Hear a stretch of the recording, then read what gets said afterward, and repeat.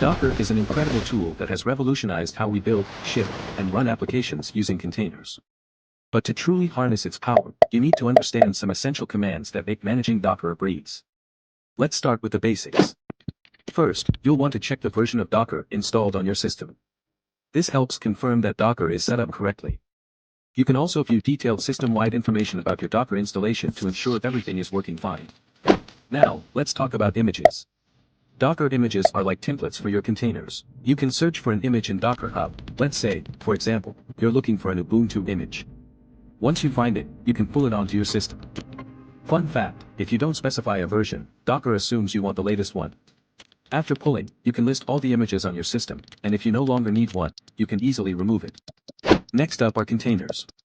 Containers are running instances of these images. To start a container, you simply run the image. If you want to interact with the container directly, say to run a shell command, you can use interactive mode. Need it running in the background? Detached mode has you covered. But what if you need to check which containers are running? Docker has a command to list all active containers, and even stop ones if needed. Managing containers is straightforward. You can stop them, restart them, or remove them when you're done. Volumes are another important part of Docker. They let you store data outside of your containers so it's not lost when a container stops. You can create volumes, list them, and attach them to containers, which is particularly useful for persistent storage. Lastly, Docker makes networking a breeze.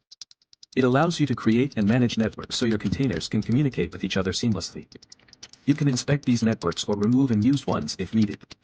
Once you're familiar with these essential commands, maintaining the Docker environment becomes second nature. Whether it's cleaning up unused images and containers or troubleshooting with detailed container logs, Docker equips you with everything you need to manage your containers effectively. This was a quick overview of essential Docker commands in just 100 seconds. If you enjoyed this video and want to see more short, focused tutorials, give it a thumbs up. Let me know in the comments what topics you'd like me to cover next. Thanks for watching, and I'll see you in the next one.